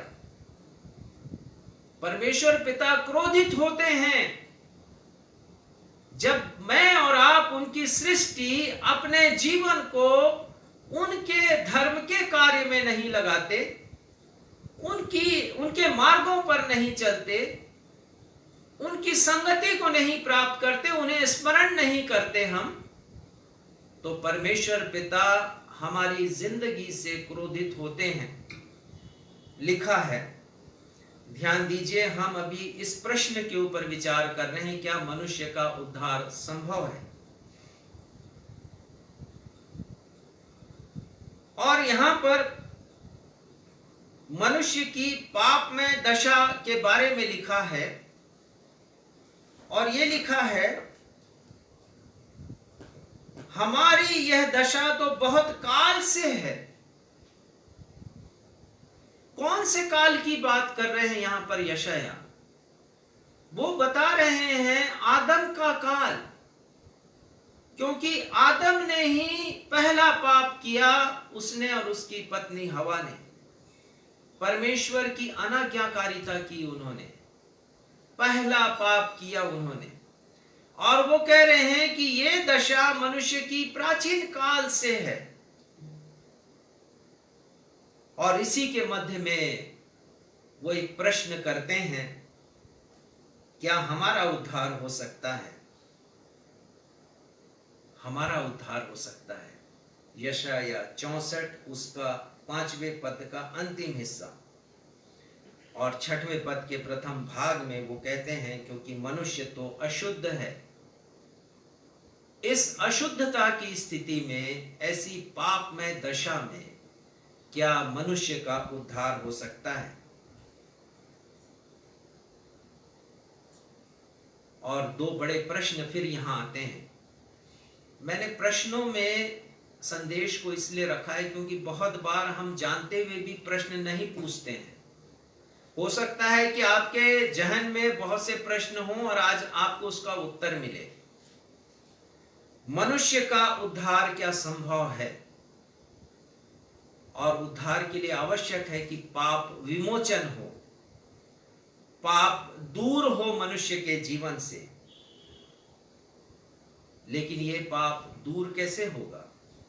यह उद्धार कैसे मिलेगा? और इसी से लगता हुआ चौथा प्रश्न है कि क्या मनुष्य अपने स्वयं के तरीकों से अपना उद्धार कर सकता है? ये चौथा सवाल है। क्या मनुष्य इस संसार के तरीकों से अपने स्वयं का उद्धार कर सकता है? क्या वो अपने स्वयं के तरीकों से परमेश्वर के पास पहुंच सकता है? और फिर से यशाया नबी ने बड़ी सुंदर व्याख्या की है। वैसे मैं आपसे कहूंगा, आपको सलाह दूंगा, जितने लोग आज सुन रहे हैं मेरी बात को, कि लेंट के इन दिनों में आप यशाया किताब का अध्ययन करें। इसका टाइटल है उद्धार है। यह किताब हमारे लिए लिखी गई है, हमारे उद्धार के लिए लिखी गई है। ये पूरे विश्व के लिए उद्धार की बात कहते हैं। ये एक उद्धारकर्ता की भी बात कहते हैं। उनके जन्म की घोषणा ये करते हैं यशाया। ये मनुष्य की पापमय दशा को बहुत खूबसूरती के साथ बताते हैं। आप पढ़िए लेंट के इन दिनों में यशाया की किताब पढ़िए। 64 अध्याय में फिर से हम आ जाएं 6वें पद के दूसरे हिस्से में। यहां लिखा है, हमारे धर्म के काम सब के सब मैले चिथड़ों के समान है। एक छोटा सा वाक्यांश है, लेकिन उसका अर्थ बड़ा गहरा है। हमारे अर्थात मनुष्यों के धर्म के काम परमेश्वर के समक्ष मैले चिथड़ों के समान है। कितनी सुंदर उपमा दी है उन्होंने। वो कहते हैं कि हमारे धर्म के काम जो मनुष्य ने बनाए हैं परमेश्वर के पास पहुंचने के लिए, वो मैले चिथड़े अर्थात घर में पोंछा लगता है ना, पोंछे के कपड़े के समान है। मेरे घर में जब पोंछा लगता है, मैं उस पोंछे के कपड़े को देखता हूं और सोचता हूं कि मेरे अच्छे काम भी परमेश्वर के सामने ऐसे ही हैं। परमेश्वर का वचन कहता है, परमेश्वर के समीप पहुंचने के लिए मनुष्य अनेक अपने धर्म के काम करता है। वो दान देता है, वो परोपकार करता है, सेवा के काम करता है, सोचता है कि इन कामों के द्वारा वो परमेश्वर के पास पहुंच सकेगा। वो सोचता है कि गरीबों की सहायता हम कर दें। वो सोचता है कि किसी स्टूडेंट की स्कॉलरशिप हम दे दें। वो सोचता है किसी भूखे को हम खाना खिला दें। वो सोचता है किसी निर्वस्त्र को हम कपड़े पहना दें। मनुष्य सोचता है कि परमेश्वर के पास मैं पहुंच जाऊं यदि मैं किसी की चिकित्सा का खर्च मैंने उठा दिया, किसी की नौकरी मैंने लगा दी, किसी अनाथ को मैंने पाल लिया अपने घर में, या अनाथालय मैंने खोल लिया। बहुत सी चैरिटीज हैं जिसे मनुष्य करता है और उसके पीछे उसकी भावना है कि वो परमेश्वर के पास पहुंच सके। बहुत से लोग भक्ति में डूबे होते हैं। वो सोचते हैं कि आराधना करने के द्वारा हम परमेश्वर के पास पहुंच सकते हैं। बहुत से लोग सोचते हैं कि हम उपवास रखेंगे तो परमेश्वर खुश हो जाएंगे। बहुत से लोग उपासना में अपना समय व्यतीत करते हैं। बहुत से लोग आराधनालयों में जाते हैं, परमेश्वर की भक्ति करते हैं। और बहुत से लोग तीर्थ यात्रा पर जाते हैं, बहुत से लोग धार्मिक सभाओं में जाते हैं, अटेंड करते हैं और सोचते हैं कि हम परमेश्वर के पास पहुंचेंगे।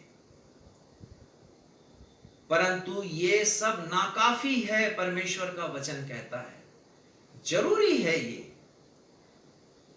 लेकिन नाकाफी है। इतने सब कुछ करने के द्वारा भी हम परमेश्वर के पास नहीं पहुंच सकते हैं जब तक मनुष्य के पापों की क्षमा मनुष्य को नहीं मिले। ये आवश्यक है। जब तक मनुष्य के पाप क्षमा नहीं होंगे परमेश्वर के पास वो पहुंच नहीं सकता। आप भले कितने भी धर्म के काम कर लें, पाप में दशा मनुष्य की या संपूर्ण मानवता की एक विकराल समस्या है। फिर से रिपीट करूंगा, मनुष्य की पाप में दशा पूरी मानवता के लिए सबसे बड़ी समस्या है, विकराल समस्या है। एक प्रसिद्ध अखबार के संपादक ने अपने पाठकों से लेख आमंत्रित किया और टाइटल था, उसका शीर्षक था कि संसार की सबसे विकराल समस्या कौन सी है। और बहुत से पाठकों ने अपने अपने विचार प्रकट किए। उनकी नजर में बिगेस्ट प्रॉब्लम जो ह्यूमैनिटी के लिए है वो क्या हो सकता है, उन्होंने लिखा। कुछ लोगों ने लिखा गरीबी के बारे में कि पूरे विश्व में बहुत गरीबी है, आंकड़े भी दिए गरीबी के। कुछ लोगों ने कहा कि विश्व के लिए सबसे बड़ी समस्या परमाणु अस्त्र हैं, अणु अस्त्र हैं, जिनके द्वारा ये पृथ्वी कई बार तबाह हो सकती है। बहुत से लोगों ने बोला कि बच्चों के बीच में कुपोषण सबसे बड़ी समस्या है, लोगों को खाद्यान्न नहीं मिलता है, जिनके पास है प्रचुर है, जिनके पास नहीं है उनके पास एक वक्त की रोटी भी नहीं है। कुछ लोगों ने लिखा कि पर्यावरण विश्व की सबसे बड़ी समस्या है, और कुछ लोगों ने कहा कि जनसंख्या विस्फोट विश्व की सबसे बड़ी समस्या है। लेकिन एक मसीही ने लिखा, वो विद्वान मसीही जी.के. चेस्टरटन, उन्होंने लिखा कि मानव की सबसे बड़ी समस्या उसकी पापमय दशा है। ये सबसे बड़ी समस्या है। बाइबल कहती है कि ये सत्य है, मनुष्य अपने तरीके से परमेश्वर के करीब नहीं पहुंच सकता जब तक उसे उसकी पापों की क्षमा नहीं मिले। और पांचवा प्रश्न आता है हमारे सामने कि यदि मनुष्य की पापमय दशा उद्धार के मार्ग में सबसे बड़ी समस्या है, तो फिर बड़ा प्रश्न ये है कि कौन मनुष्य को इस पाप की दशा से निकालेगा। मनुष्य अपना होकर के अपने प्रयासों से अपने तरीके से परमेश्वर के पास नहीं पहुंच सकता। मनुष्य कभी भी अपने पाप को क्षमा नहीं कर सकता। कौन निकालेगा मनुष्य को इस पाप में दशा से? बाइबल कहती है कि जैसा मैंने बताया, मनुष्य स्वयं को निष्पाप नहीं कर सकता।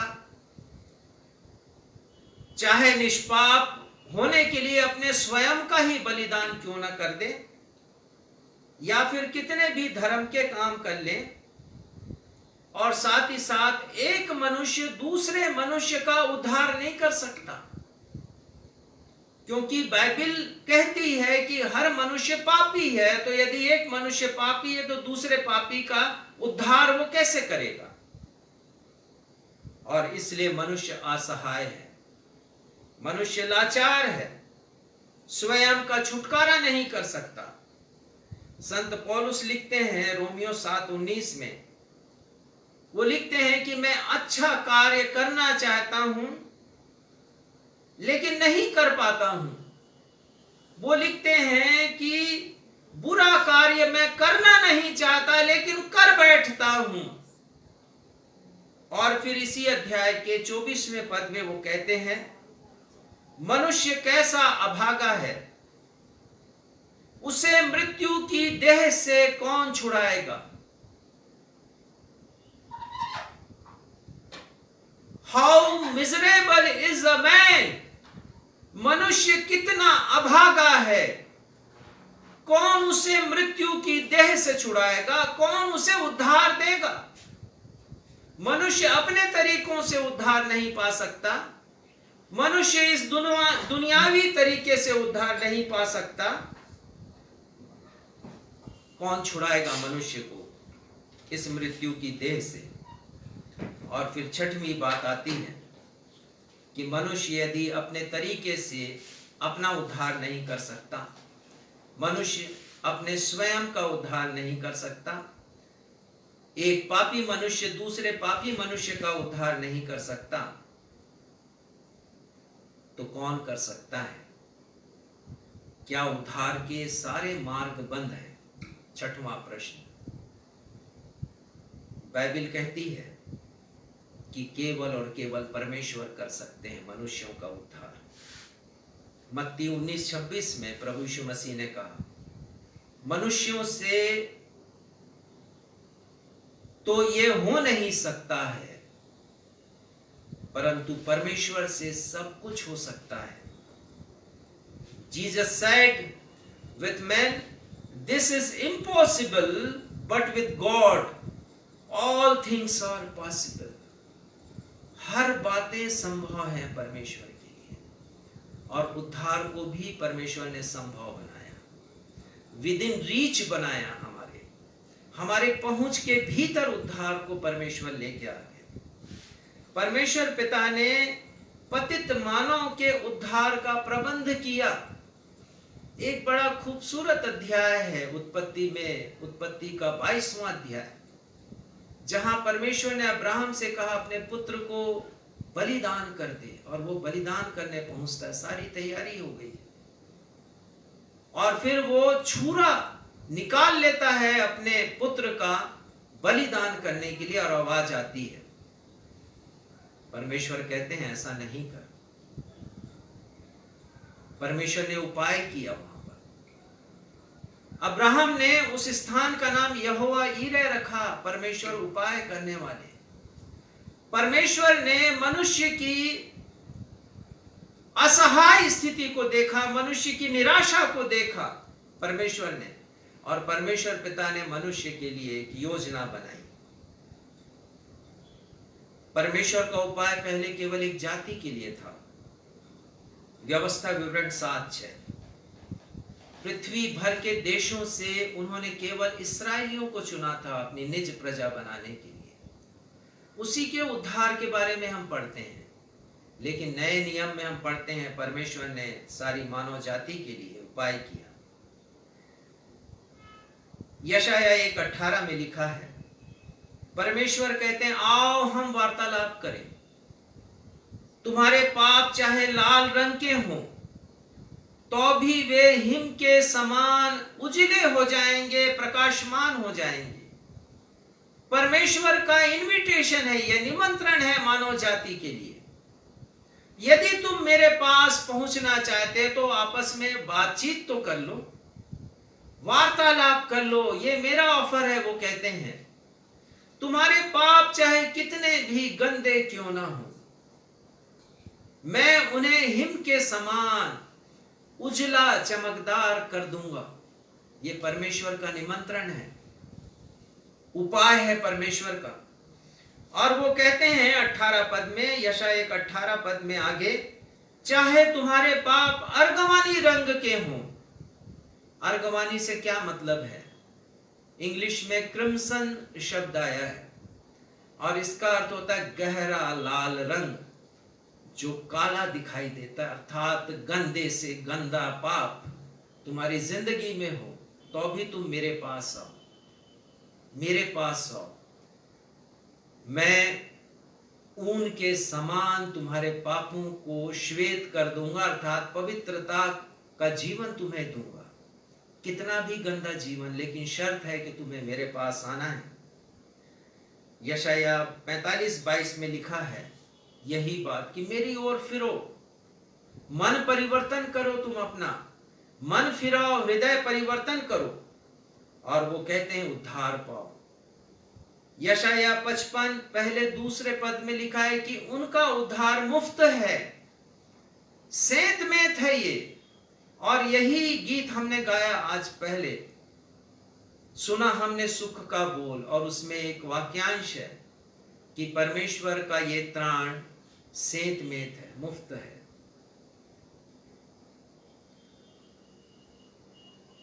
इफिसियों 2:8 में लिखा है कि परमेश्वर का अनुग्रह है उद्धार, परमेश्वर का, वो परमेश्वर का दान है। परमेश्वर पिता ने सार्वभौम उपाय किया, किसी विशेष जाति के लिए नहीं, विश्व की हर एक जाति के लिए, हर एक भाषा बोलने वाले के लिए, हर एक देश के लोगों के लिए, सारे जगत से उन्होंने प्यार किया। आज हमने पढ़ लिया यूहन्ना 3:16, सारे जगत से प्यार किया उन्होंने। बड़ा अच्छा विवरण है, थोड़ा समय हो गया लेकिन मैं पूरा करूंगा, कुछ ही समय और लूंगा। इब्रानी 10:4 में लिखा है, परमेश्वर पिता ने पशुओं का लहू नहीं चाहा कि जो लोगों के पापों की क्षमा करे। परमेश्वर ने नहीं चाहा 5वें पद में कि विश्व का प्रत्येक व्यक्ति बलिदान के माध्यम से उन तक पहुंचे, अर्थात पापों की क्षमा प्राप्त करे पहले। इब्रानी 10:6 में लिखा है कि होम बलि और पाप बलि से प्रसन्न नहीं हुए परमेश्वर। और इब्रानी 10:7 में लिखते हैं प्रभु यीशु मसीह के लिए, प्रभु यीशु मसीह कहते हैं कि देख मैं आ गया हूं। और 9वें पद में लिखते हैं इब्रानी 10:9 पद कि मैं तेरी इच्छा को पूरी करूं। परमेश्वर की इच्छा को पूरी किया, और ये है जगत का उद्धार करता हमारा प्रभु यीशु मसीह। शेष बातों को हम आने वाले रविवार को देखेंगे, इसलिए आने वाले रविवार को आप आराधना को मिस ना करें, अवश्य आराधना में आप उपस्थित हों। आइए हम प्रार्थना करें और परमेश्वर पिता को आज के अध्ययन के लिए हम धन्यवाद दें। हमारे परमेश्वर पिता, हम धन्यवाद देते हैं प्रभु आपकी सहायता के लिए, प्रभु यीशु मसीह के लिए पिता, जिन्होंने हमारे ज्ञान को खोला, पवित्र आत्मा के लिए, उनके मार्गदर्शन के लिए, अपने हर एक श्रोताओं के लिए प्रार्थना करते हैं प्रभु, जबकि उन्होंने आज उद्धार के बारे में विभिन्न प्रश्नों के द्वारा सीखा है। प्रार्थना करते हैं उनके हृदय में अंकित रहे ये बातें, वो सीखें पिता, और होने दीजिए कि जो आशीष मैंने प्राप्त की है इस संदेश को तैयार करने में, हर एक व्यक्ति जिसने आज सुना है वचन को, आशीषों को प्राप्त कर सके। आने वाले सप्ताह के लिए हमें तैयार करें पिता, कि हम सच्चे उद्धारकर्ता प्रभु यीशु मसीह के बारे में जान सके। आज हमने उद्धार के विषय में जाना है, और फिर हम देखेंगे प्रभु यीशु मसीह की खूबसूरती को, कि कैसे उन्होंने हमारे लिए उद्धार का प्रबंध किया। हम आपकी महिमा, स्तुति, आराधना करते हुए अपने इस निवेदन को आपके बेटे प्रभु यीशु मसीह के नाम से मांगते हैं। सुनिए और ग्रहण कीजिए, आशीष ग्रहण करें। अब हमारे द्वैत पिता परमेश्वर का प्रेम, हमारे उद्धारकर्ता प्रभु यीशु मसीह का अनुग्रह और शांतिदायक पवित्र आत्मा की सहभागिता हम में से प्रत्येक के साथ अब से लेकर के हमारे उद्धारकर्ता प्रभु यीशु मसीह के दूसरे आगमन तक हमेशा होती रहे। हम सब कहें आमीन। आमीन। जय मसीह की। जय मसीह।